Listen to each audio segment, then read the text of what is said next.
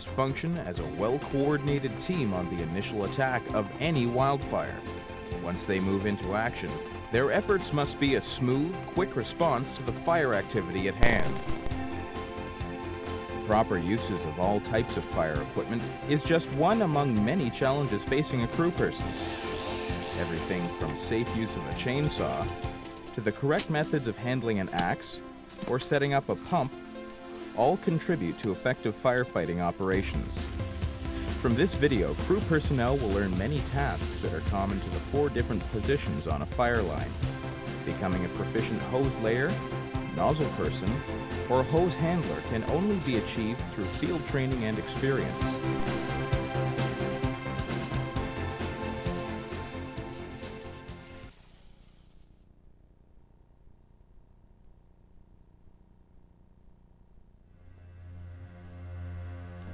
There are 2 types of hose commonly used in the province today.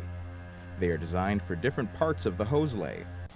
This fire hose is approximately 30 meters in length, 30 millimeters in diameter, and has quick connect couplings on both ends. Lined hose is manufactured with a rubber coating applied to the inside surface. The smooth interior coating allows the water to pass through the lengths with less friction and less pressure loss. This does not allow it to percolate or sweat, wetting the exterior surface of the hose, and therefore will burn if exposed to even moderate heat. It is designed for that section of the hose line not next to the fire perimeter. Self-protecting hose comes in a variety of makes but has one common property: it sweats. This allows the exterior of the hose to stay moist and can be used directly along the perimeter of a fire. Some brands of self-protecting hose, such as Surefire and Hot Shot, also have a light rubber coating on the interior and should not be confused with lined hose. Others are synthetic and extremely light and compact, making them a desirable hose for initial attack.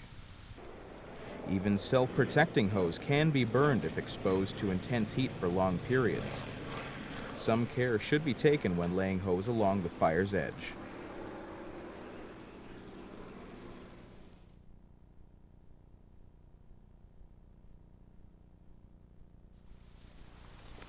Part 1 of the hose line is the hose leading from the pump or water source to the fire's edge. Hose used in this stage of the hose lay is end-folded with each length coupled. Lined hose is typically used for this part of the hose lay due to the characteristics explained earlier. This person must maintain a tight line free of twists or loops.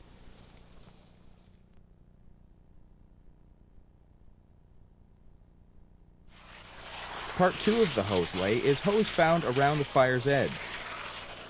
The hose used in this section of the hose lay is center-folded. Each length is separated but looped through the length under it for easy access coming out of the pack. Lined hose is not used on this part of the hose lay as there is a danger of it burning. When laying either Part 1 or Part 2 of a hose lay, it's often necessary to cross a road, highway, or railway. Where possible, when crossing roads or highways, the hose line should be run through culverts. This can be accomplished by placing a 1/4-inch tip on the nozzle of a charged hose line and pushing it through the culvert. If there is no culvert available, the hose line should be protected by digging a trench across the road and covering the line with a few inches of sand. For a paved road, tie small poles along each side of the hose. When crossing a railway, be sure to place the hose under the rails to prevent the hose from being cut into pieces should a train pass by. Occasionally, a coupling is blown off a length of hose. This situation can be corrected on site without the use of a new length. Hose without couplings can be joined by pushing the length from the direction of water flow into the next length in the line for approximately 1 meter. If the coupling is on the length to be fed, then it will also have to be removed. A hose patch can be placed on the joint to reduce the chance of leakage, but usually is not necessary. Hose patches found in the toolkit can be used for small leaks along the line. The hose is strangled before the leak, the patch is snapped on over the hole, and the strangler is released. In every hose lay, there are factors governing pressure at the nozzle. They are friction loss, static pressure, and initial pump output. Friction loss is the loss of pressure due to the movement of water against the interior wall of the hose. Non-percolating hose with a smooth rubber lining has half the friction loss per 30 meters of percolating. Static pressure is pressure gained or lost due to elevation. A rule of thumb is a half-pound of pressure gained or lost for every 1 foot of elevation. Initial pump output is the amount of pressure that leaves the pump.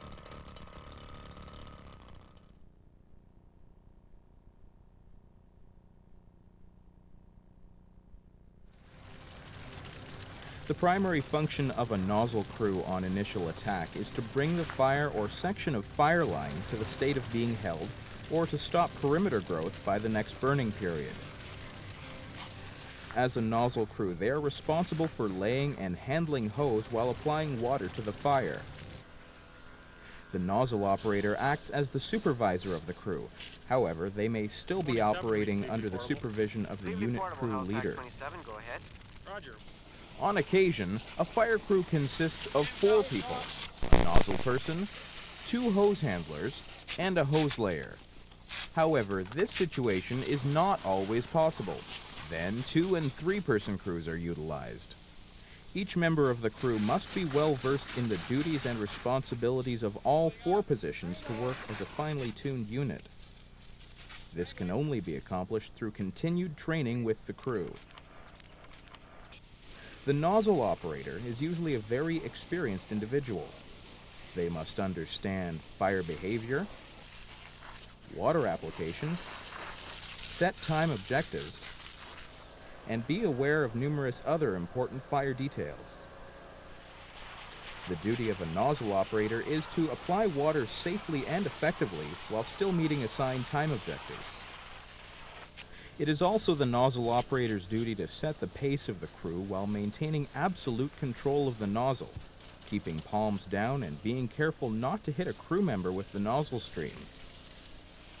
The nozzle person secures each new length as the hose layer sets it out, then removes the nozzle and couples the new lengths as the crew progresses along the fire line.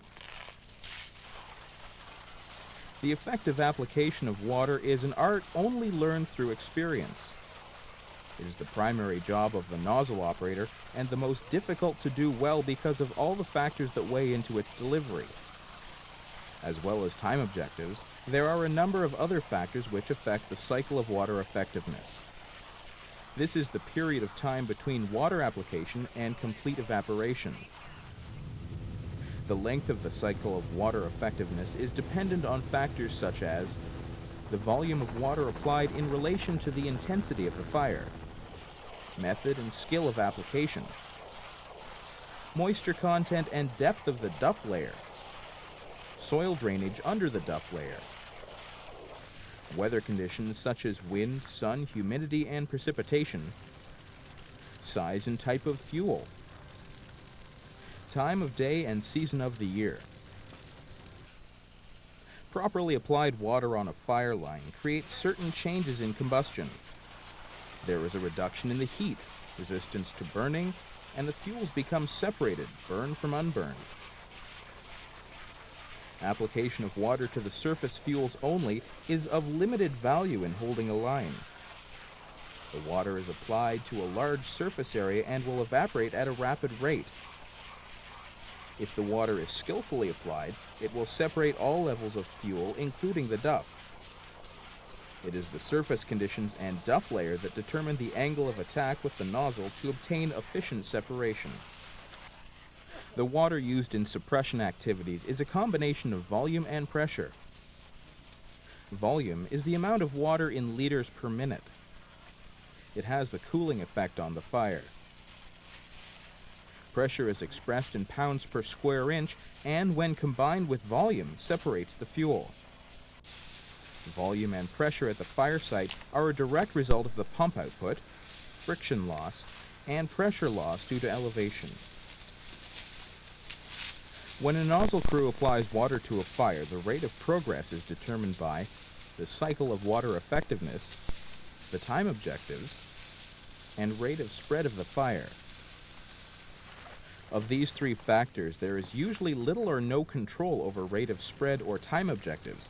This leaves only the cycle of water effectiveness to change. This can be accomplished through nozzle tip size changes to increase the volume and pressure, going to a parallel application from right angles, or adding another nozzle crew. The nozzle operator may have the responsibility of selecting a nozzle tip size, or it may be dictated by a crew leader or sector boss. In either case, the factors to consider when selecting nozzle tip, volume of water, and method of application are the length of line, fire intensity, time of day, time of year, moisture content, depth of duff fuel, soil structure, and the time lapse until the next pass. There are three nozzle tip sizes to choose from. Half-inch tip, which provides a high volume at low pressure, best suited for ripping through subsurface fuels on relatively short hose lines. The 3/8 inch tip, which delivers suitable volume and pressure in moderate hose lines, or where more than one nozzle is being used. It is the most commonly used of the three. The 1/4 inch tip, which provides a low volume of water at relatively high pressure. This tip is used on long hose lines or where more than two lines are being run from one pump. Another in the many decisions to be made at the head of the fire line is the most appropriate method of applying water. There are two common methods, parallel or right angle, and each has its place. In the parallel method, the nozzle operator applies water 4 to 5 meters ahead of themselves along the fire's edge. This method is used when there is a narrow flame front, light fuels, or it is necessary to conserve water due to a limited supply. This method can also be used when the fire is too intense to get in front of. The right angle method of applying water is when the nozzle operator applies water 1 to 2 meters in front of themselves on the fire's edge and at right angles to the flame front. This method is used to separate the subsurface fuels and create a clean break in the fuel continuity. A nozzle operator will have to switch methods several times on the same line.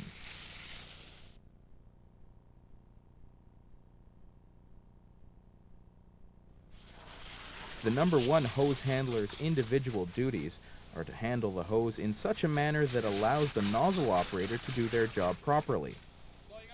This person also strangles and releases the water at the nozzle operator's command. The number one person develops a loop and works approximately 2 meters behind the nozzle person while working in close contact with the number two hose handler, who keeps the line tight. A safe point to strangle is approximately 2 to 3 meters behind the nozzle operator with a foot in front of the point of strangle. This procedure should be executed in a manner that does not cut the line, resulting in a lost length of hose and valuable time. It is important to keep the foot in front of the strangler on the release as well.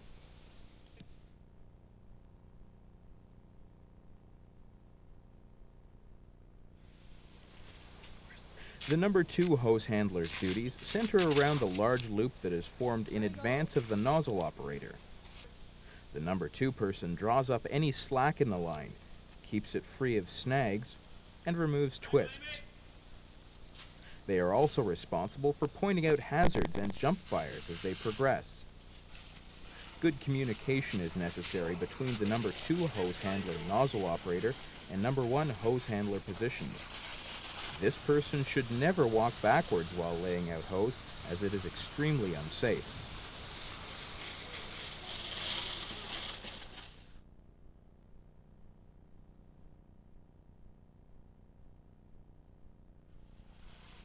The hose layer's duties are to lay out each length of hose in relation to the fire perimeter and in advance of the crew. This person helps take the twists out of a new length when time permits, while watching for hazards and jump fires. When the hose layer completes a pack sack of hose, they must ensure another is available for use if required. As is the case with the number 2 hose layer, this person should never run or walk backward with a load due to the safety hazards.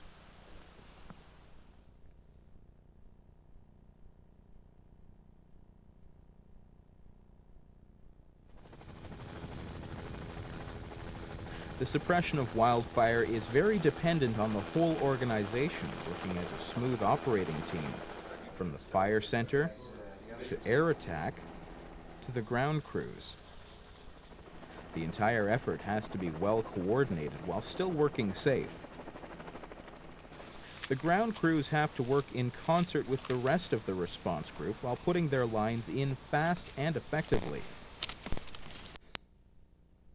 In ideal circumstances, a 4 or 3 person crew is available to lay hose lines, but this is not always the case. To be adaptable is a must for a fire crew, and knowing the proper procedures for laying hose as a 4, 3, and 2 person crew is essential. In a 4 person crew, when the nozzle operator comes to the end of a length, an additional length has been laid out by the hose layer. The nozzle operator applies water along the perimeter ahead of their position as they prepare to call for the next length.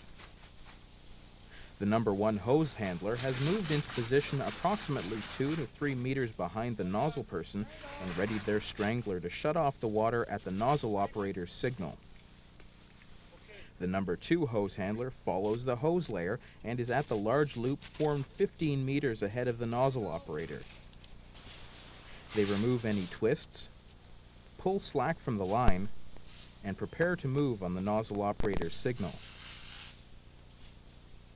The number 2 person now walks the loop forward at a rate in accordance with the forward movement of the nozzle person.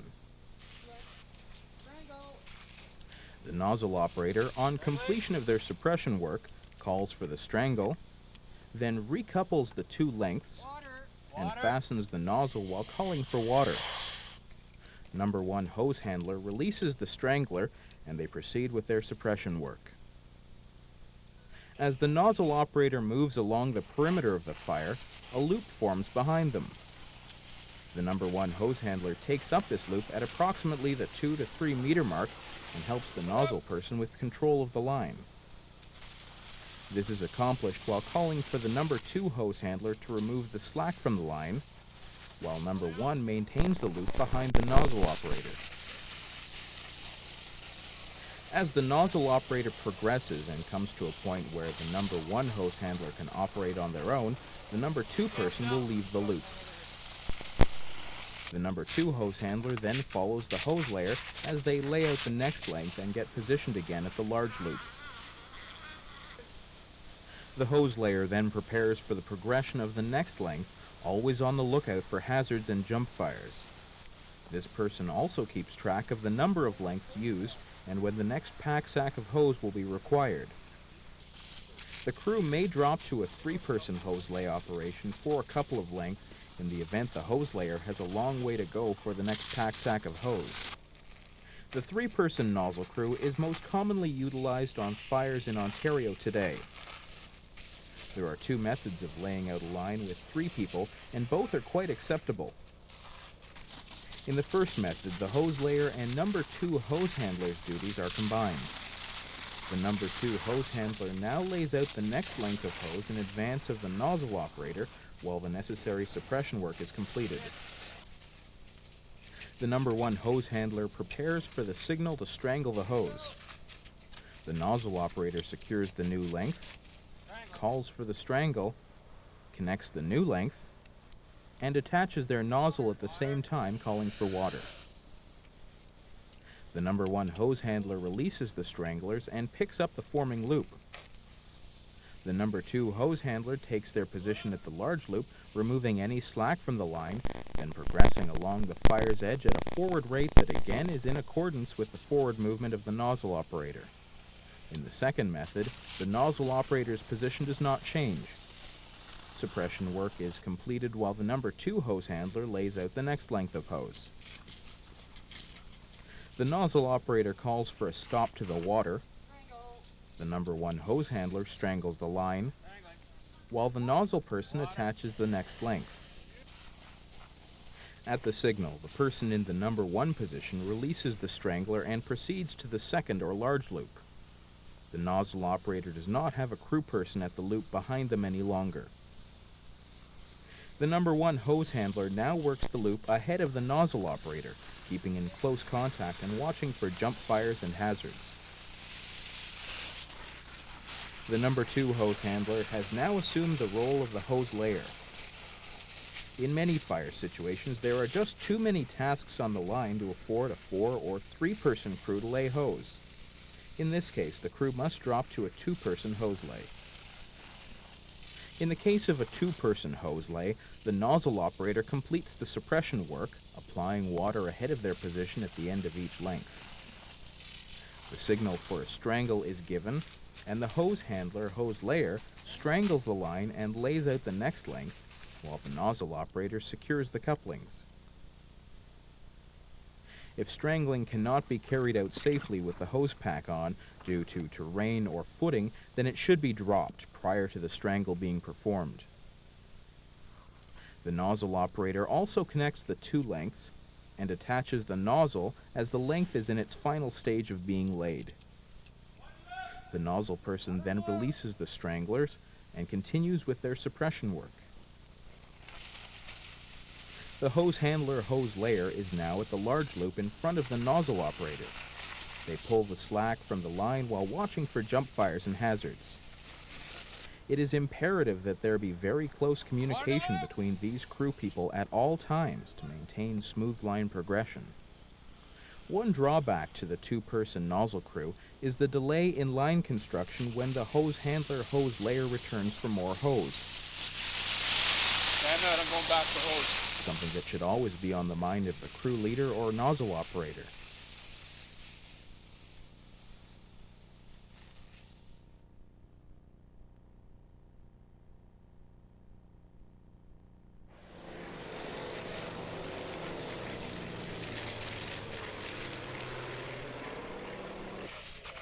One of the basic principles of initial attack with power pumps on a fire perimeter or sector of a fire perimeter is that the rate of progress on the first pass will be based on an immediate return pass. The return procedures vary as in the initial line construction depending on crew size. A 4-person return pass begins with the nozzle operator working back along the line toward the pump site. As the nozzle operator approaches the couplings of the next length of hose, they call for the number 1 hose handler to strangle the hose. The number 1 hose handler must get behind the new length approximately 2 to 3 meters to make their strangle. The number 1 hose handler strangles the line, the nozzle operator disconnects the couplings, calls for water, and reconnects the nozzle.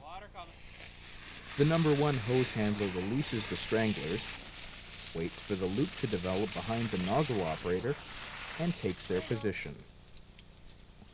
When the nozzle operator completes their suppression work and gives the signal to strangle off the hose line, the nozzle is removed, and a second signal is given for the number 2 hose handler to pull the length back to its original position. The line is then given a pull to overcome any shortage in length when recoupling. When the number 2 hose handler takes the line back, the hose layer takes over their position on the second loop, setting up a leapfrog effect for the number 2 hose handler position on the return pass. This ensures there is always a number 2 hose handler in position regardless of time taken to return and recouple the last length. This procedure will leave a completely coupled hose line behind the nozzle crew in case of fire flare-ups or escape due to weather changes. In the case where a crew makes a second forward pass over the fire line, proceeding in the same direction as the original pass, the hose layer will move ahead to the coupling, bringing it back to the nozzle operator's starting point. The number 2 hose handler will remain at the loop, and the number 1 hose handler will pick up the loop behind the nozzle operator, using the same basic procedures as an initial hose lay. A 3-person return pass is accomplished in the same manner as before, with the exception of the leapfrog procedure between the number 2 hose handler and the hose layer. In the case of the 3-person return pass, The number 2 hose handler and the number 1 hose handler take turns, strangling and stretching out the hose in a leapfrog procedure. A 2-person return pass begins with the nozzle operator working back over the line towards the pump, while the hose handler layer assists by working the big loop. As the nozzle operator nears the next coupling, the hose handler is instructed to proceed past the next coupling and strangle the line. The hose handler strangles and uncouples the line, then passes the couplings to the nozzle operator who attaches the nozzle. The hose handler then releases the strangler on command and lays out and recouples the previous length. As the nozzle person continues the return pass, the hose handler then picks up the developing loop and the process is repeated.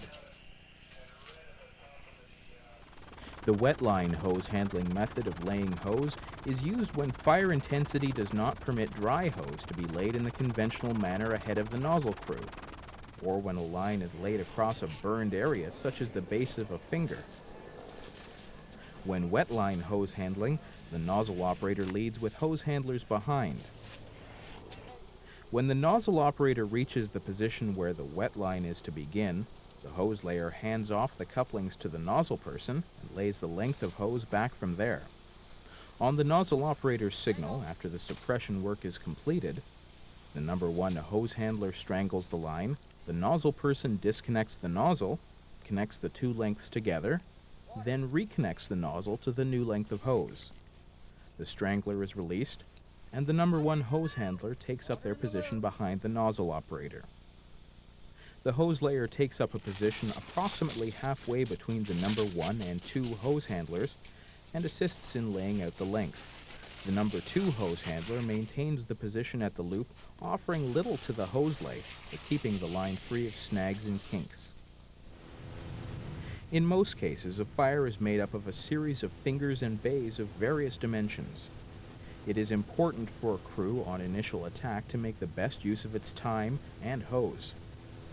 One way to do this is cutting across the small fingers and bays as they show up along the line. These irregularities in the fire line are the result of fire spreading quicker in one area of the fire than another, usually due to better or drier fuels. Just prior to the crew going around the tip of a finger, they make a back pass, while pulling the line back as in a wet hose lay, and cut across the base. Once across the finger, they put out the other side again, doing a back pass before proceeding further along the fire's edge. When a bay forms along the line, the crew can save hose by working their way along the side. To the bottom of the bay, once again a back pass is completed while pulling the line back to the mouth and cutting across. They then work down the other side of the bay and back before proceeding. In the final stages of mop-up on a forest fire, the crews are responsible for removal of all their equipment and restoring the line, camp, and pump site to as natural a state as possible. When retrieving the hose line, some simple steps make the job much easier. The line must first be disconnected from one end to the other. This will facilitate easier draining. Prior to rolling the lengths, each must first be drained. It is a good practice to start the meloning process at the length furthest from the pump, ensuring every length will be retrieved. The hose is melon rolled by first folding the length in a half-meter length. The piece is then folded again for 2 or 3 shorter turns to the base of the coupling. This widens the hose to the width of the coupling. At this point, if the hose is not stiff enough to roll, it can be turned sideways and rolled the length back and forth to enable a crew person to continue with the process. The hose is then folded several more times and turned slightly on each roll to form the melon. When the end of the length is reached, a 2-meter piece is then used to wrap the melon in a half hitch, and then a second to be sure the knot will stay tight. It is important that the hose be properly tied as it causes packing problems when they start to unravel prior to their destination. All hose must be retrieved, even the burned lengths. This helps to maintain accurate accounts of hose on a line, and the couplings can be reused on other hose. Any garbage and paper should also be picked up along the line at this time and brought out with the equipment. Records must be kept of all equipment coming back off the fire. Within these records, the number of lengths and types of hose will be found. Working a fire line as a crew must be a team effort. The better the team can use their equipment, the easier it will be to do the job. There could be no better satisfaction for a person or crew than the successful completion of a long and difficult suppression effort. It was hot. It's about as intense as you're going to get as far as fire goes. Some of the cottage owners were in today, and I talked to them, and they just said, geez, we expected to see ashes on the ground and no cabins and no trees left or anything, and they would sure appreciate it. Like, the wind did the fire, and the 215s couldn't stop the fire, but they steered the fire around the cabins. We were on the ground, mind you, with hoses and stuff, but still, without air attack on a day like that with the winds, there's just no way we would have stopped it. Then tomorrow night it'll be on the news.